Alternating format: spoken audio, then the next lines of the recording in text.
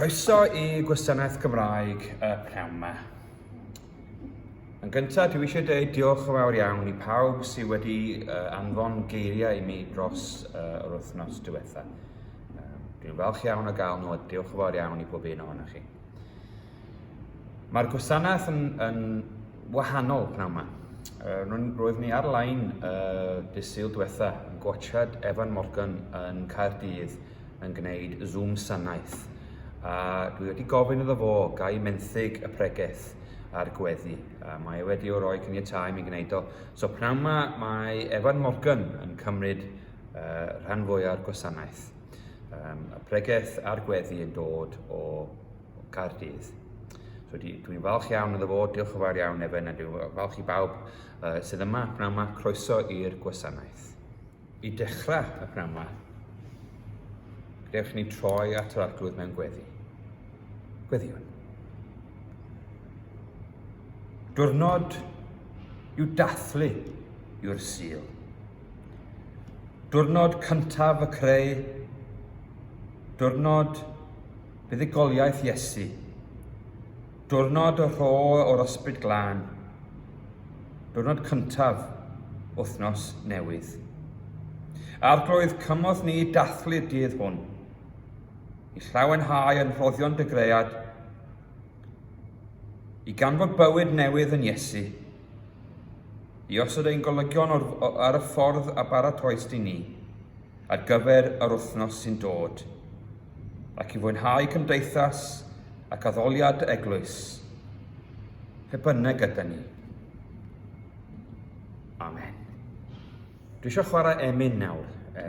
Emyn roedd mam yn hoffi yn fawr iawn. Dwi eisiau chwarae Efengel Tangnefedd.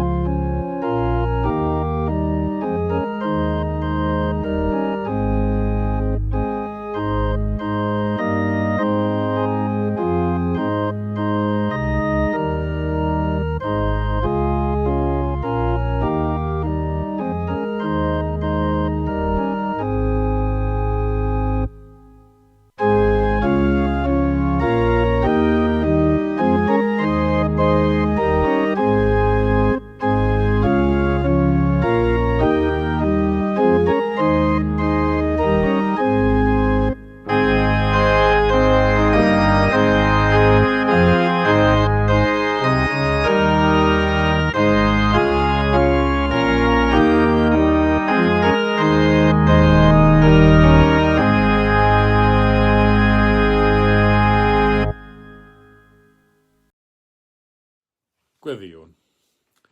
O ddiw ein tad ar adegau anodd fel hyn.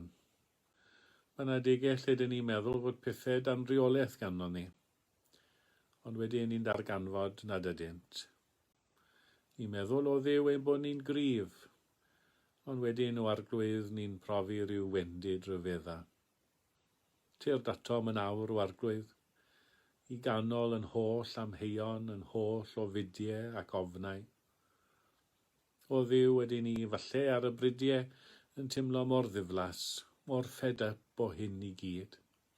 Ni'n colli gweld yn hynwyliad, yn ffrindiau, ond helpa ni yn awr o arglwydd i ddyfal barhau ac i aros ac i gadw'n saff. Helpa ni yn awr o arglwydd i bwyso a mesur ac i ystyried pob dim, i ddysgu, i addasu ac i dyfu. Cynorthwyo ni yn awr o arglwydd, i ymdawelu ac i wryndo ar dy lais di.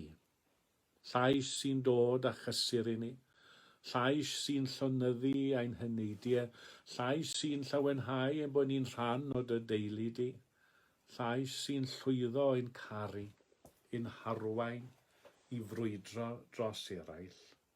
Rho nerth i ni yn awr o arglwydd, rho nerth i ni herio anghyfiawnder, i goncro cysineb ac i ddiddymu rhyfel a thrais. Y nerth o arglwydd i ni fod yn neithurwyr heddwch cyfiawn a chyriadus. Diolchwn i ti am dy fab anwyl, Iesu Grist, yr un sydd yn ein galw ni i weithio ac i wasanaethu eraill. Tywysog ein tangnefedd. Amen. Be sy'n digwydd yn y capel? Wel, pnawn 'ma ar ôl y gwasanaeth, am hanner awr wedi tri fydd na coffi a chat. Ar Zoom fydd o, si isio details i mynd i mewn i'r ystafell, just roi ring i fi neu e-bost, mae gen i y details i mynd i mewn i Zoom. Ar dy Mawrth fydd na coffi a chat am 4 o'r gloch hefyd, i pawb yn yr eglwys, ddim just y pobl Cymraeg. Am 4 o'r gloch ar dydd Mawrth. Dydd Fercher, 10 o'r gloch, mae yna Bible study, again, yn Zoom. Am 7 o'r gloch nos Iau, mae yna Vespers, gwasanaeth gweddi bach am 7 o'r gloch ar nos Iau. Dydd Sul nesa, mae'r gwasanaeth yn dod ar Facebook Live, fydd ar y website, ond fydd yna hwyrach yn fanna, ond ni'n gwneud yn live o fan hyn am 11 o'r gloch dydd Sul nesa. Mewn pythefnos a dydd Sul olaf y mis, dyn ni'n gobeithio cael drive-in gwasanaeth.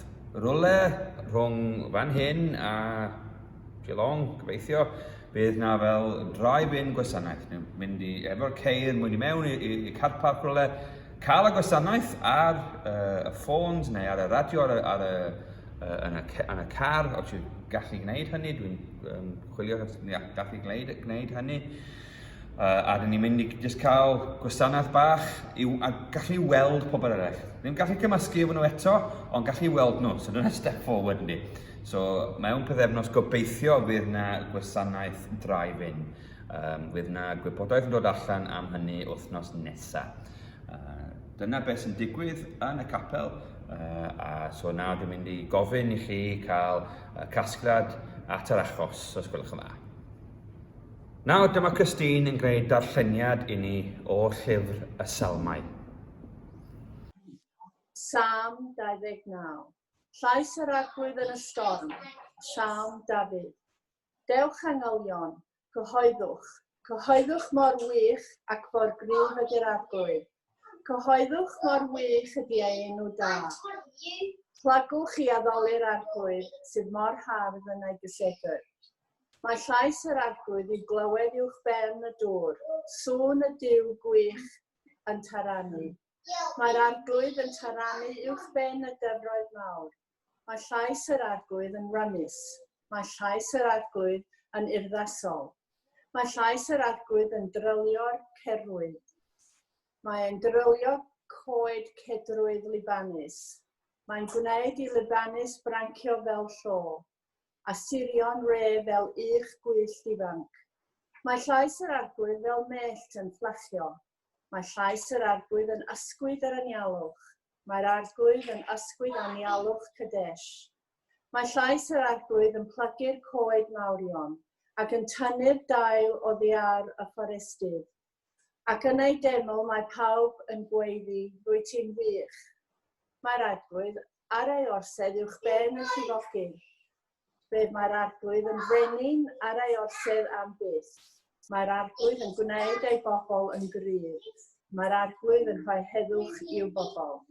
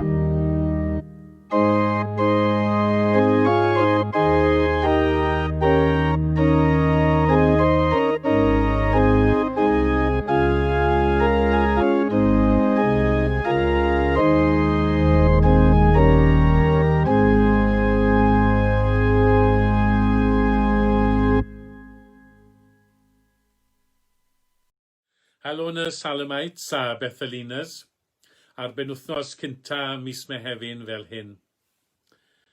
Darlleniad ein Zoom sanaeth heddiw yw Salm 29, sydd yn sôn am lais Duw, am holl gydernid a nerth i lais ef. Yn wir ar draws y Beibl, yn wir ar hyd ein hanes, mae llais Duw wedi galw arnom i wasanaethu ac i ddilyn, o ddyddiau Samuel, y holl proffwydi, Iesu Grist i hun, hyd at yr eglwys fore. Pa fath o lais ydyn ni am glywed heddiw? Mi glywaf, dyne'r lais, yn wir mewn geiriau onrei niwfan. God has appeared in my darkness, urged me to come and declared in a voice filled with affection, you are with me always. Lleisiau cyfarwydd yn golygu gymaint i ni ar adegau anodd fel hyn. Lleisiau cyfarwydd o'n cwmpas ni yn dydyn, actorion, gwleidyddion ar y radio, ar y teledu, ac ar y ffôn wedyn ffrindiau ac aelodau'r teulu. Ac wrth glywed y lleisiau yma, yn gymorth i ni yn syth. Ar y ddechrau y cyfnod clo, wrth gerdded mas yn gynnar iawn yn y bore, roeddwn yn cyfarch pob un wrth basio, naill good morning neu bore da. Un bore allan a fi. Pasio hen braig annwyl iawn I golwg yn cerdded a'i chihuahua. A dyma fi'n gwenu ac yn dweud, bore da, ond am ryw reswm ges I fuddiannu gan ysbryd Brian Blessed, a fe ddath allan 130 o decibels. Bore da! Fe neidiodd y fenyw. Fe neidiodd y chihuahua. Thank you very much, medde hi. That was deafening and such a shock to the system. Yn feddarol ac yn sioc i'r system. Gwrando nawr ar lais Iesu. Llais Duw nid yn feddarol ond yn fwy nac erioed yn falm i'r enaid. Cyn bod ganddo ni contacts ar ein ffonau, oedd rhaid I ni nabod lleisiau gorfod dyfalu pwy oedd ar y ffôn. Aelodau yn disgwyl yn yr hen ofalaeth bod y bugail yn nabod I lleisiau. Dwi'n cofio mynd I bregethu yn y gogledd I gwrddau mawr. Trefniadau wedi cael I wneud blynyddoedd o flaen llaw fel sy'n digwydd. Galwadau ffôn yn gyson hyn hatgoffa, a nifer wedyn yn agosach at y sil ynglyn â'r trefniadau'r sil, trefn yr oedfaon, llety a chyfarwyddyd sydd I gyrraedd. Dyma fi yn cyrraedd a chwrdd ar fenyw a'r person oedd yn wedi bod yn sgwrsio gyda hi. Braf cwrdd â chi, medde fi. Meddai ganddo chi, lais sexy yn does. O'n I wrth y modd yn siarad efo chi ar y ffôn. Oedd gen I rhyw image ohonoch. Trenu bo chi gymaint o disappointment yn y cnawd, ynte? Pa fath o lais? Llais sy'n siomi? Neu llais sydd yn nerthol fel mae'r salmydd yn sôn? Cawn ni edrych ar y llais yma. Llais I ddechrau sy'n llonyddu. Llais sy'n ail yn llawenhau. Llais sy'n llwyddo. I ddechrau llais sy'n llonyddu. Ydyn ni'n aflonydd? Ydyn ni'n restless? Ydyn ni'n llawn ofid? Ydyn ni'n becso? Ydyn ni arbunau? Ydy falle bod ni'n snapio at anhynwyliad oherwydd yr holl densiwn sydd yn y cyfnod yma. A mae'r pethau sy'n helpu ni I ymlacio ddim ar gael. Mynd i'r gampfa, cwrdd allan gyda'n ffrindiau dros bryd o fwyd neu diod, mynd i'r theatr, mynd I chwarae neu gwylio chwaraeon. Pethau hyn I gyd yn help I ymlacio, ond ydyn, I cael rhyw switch off. Llais sy'n llonyddu. Mae angen llonyddwch a thawelwch. Ac ar yr adegau yma, ni'n gallu clywed a gwrando ar I lais ef. Llais sy'n lleddfu'r gofid. Nothing, medde Audrey Hepburn, is more important than empathy for one another human beings suffering. Nothing, not a career, not wealth, not intelligence, certainly not status. We have to feel for one another if we're going to survive with dignity. Gwrando ar lais sy'n llonyddu. Yng nghanol yr holl deadlines, Zooms, Teams, Skype, FaceTime, gallwn ni dysgu wrth y fam morfil yn rhybuddio babi morfil. Be careful, my dear, for it is when you are spouting that you are most likely to get harpooned. Fe dawelwn I wrando. Amlynyddwch a deallwch mae my fi yw Duw. Yn ail, llais sy'n llawenhau. Llawenhau ein bod yn ddiogel yn yr holl bobl sy'n gyfalu amdano. Llawenhau bod ni'n perthyn yn cael ei garu, yn cael ei werthfawrogi, bod ni'n rhan o deulu Salem Bethel. Llawenhau bod ganddo ni gymaint ac eto sicrhau bod y pethau sy'n bwysig I ni dal yno ar ôl y pandemig. Mae'r ochr celfyddydol dan fygythiad enfawr mewn strach gyda'r holl broblemau efo theatre ar y foment. A mae'n bwysig bod pethau fel hyn dal ar gael ar ôl hyn i gyd. Fel mae Daniel Evans yn sgrifennu, it is not because the arts keeps us alive, we thank the NHS for that, but because they give us something worth staying alive for. Cawn ni gwrando ar lais sy'n llawenhau. Llawenhau yn yr holl fendithion, a'r holl bobl sydd yn ein cadw ni yn cynnal ni. Dwi'n edrych ymlaen eto at bethau sydd yn cyfoethogi yn bywydau. Mae aelod wedi gofyn i fi yn ddiweddar i ymateb i her ar Facebook, sef rhoi 10 o luniau lan o'ch gwyliau, i rannu brofiadau a degau sydd wedi eich cyffwrdd chi, bod chi wedi mwynhau. A mae wedi bod yn gret twrio dros hen luniau. Rhai wedi mynd ar goll yn anffodus, ond mae rhywun yn llawenhau a gwerthfawrogi yr holl brofiadau. Ie, edrych yn ôl, ond hefyd nawr gwynebu'r presennol ac edrych ymlaen eto i'r dyfodol. Saint Augustine sydd yn dweud, find out how much God has given you and from it take what you need. The remainder is needed by others. Yn olaf, llais sy'n llwyddo. Rhaid i ni bod yn llais i eraill. Helpu eraill sy'n cael ei gamdrin. Helpu eraill i cael ei drin yn garfatal. Llais yr unig, llais o obaith, llais o gyfiawnder, llais dros y gorthrymedig. Medde Martin Luther King, we need leaders not in love with money, but in love with justice. Not in love with publicity, but in love with humanity. Un o'r lluniau des I ar draws oedd llun o gofeb Martin Luther King yn Washington, D.C. A gyda'r llun hwnnw atgof arbennig, fe gyrraeddodd coach o Virginia, grŵp o bobl Afro-Americanaidd, trip capel oedd o, mae'n debyg, a braint oedd siarad â nhw. Ac un hen wraig yn dweud wrthai, we marched with Dr. King. Nawr, hanner cam mlynedd yn ddiweddarach, mae angen gorymdeithio eto I ryddhau y pen glin ar gyddfau pobl dion. Llais sy'n llwyddo. Llun erchyll o Trump yn doedd wythnos diwetha, yn sefyll tu fas I eglwys yn dal Beibl. Mae nifer wedi gwneud y sylw a sut oedd o'n dal y Beibl. Ond I fi dim ots sut ydych chi'n dal yr gyfrol. Beth sy'n bwysig I chi ddarllen ac I fyfyrio ar gynnwys y Beibl.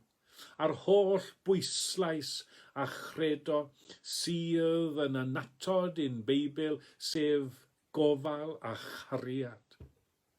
Fel dwedodd Barack Obama, if all you're doing is casting stones, you're probably not going to get that far. Mae Mandela yn sôn, no one is born hating another person because of the colour of their skin. If they can learn to hate, they can be taught to love. Cariad, medde Mandela, yn dod lot fwy naturiol na chysineb. Toni Morrison, yr awdures, if you can only be tall because somebody is on their knees, then you have a serious problem. Llais sy'n llwyddo. Dyma her I ni gyd yn yr eglwys. Lockdown neu beidio, pandemic neu beidio, nid oes esgus I gamdrin ein cydyddin ac edrych lawr arnynt. Cawn ni ddeall I lais. Gwrando ar I lais. Gadael y llais sy'n llonyddu, llais sy'n llawenhau, llais sy'n llwyddo. Weithiau, ni'n trial bod yn rhy glefer, gwneud pethau yn rhy gymleth. Rabbit's clever, said Pooh thoughtfully. Yes, said Piglet, Rabbit's clever. And he has brain. Yes, said Piglet, Rabbit has brain. There was a long silence. I suppose, said Pooh, that's why he never understands anything. rho glywed sŵn deiriau, a cenion clir dy lais. Uwch law holl storm fy nwydau a murmur hunan gais. Llefara di ymharwain o geidwad fenau drud, a gwna fi'n ifydd beinydd i'r un am carodd cyd. Amen.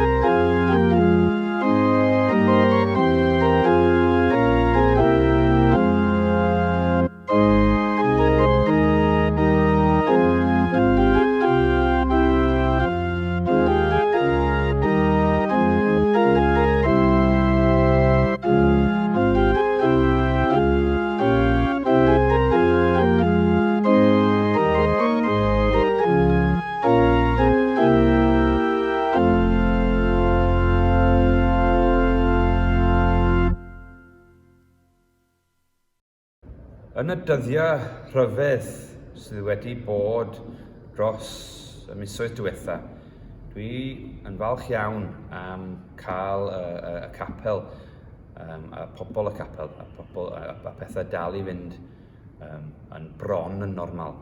So dwi'n falch iawn i bawb. Dwi eisiau just deud diolch i bawb am y cymorth dyn ni wedi cael trwy'r capel. A dyn ni'n mynd i gorffen y pnawn yma, deud y gras. A nawr fydd gras sy'n harglwydd Iesu Grist a cariad Duw. A chymdeithas yr ysbryd glân, bydde gyda chi oll yr awr hon, hyd byth. Amen.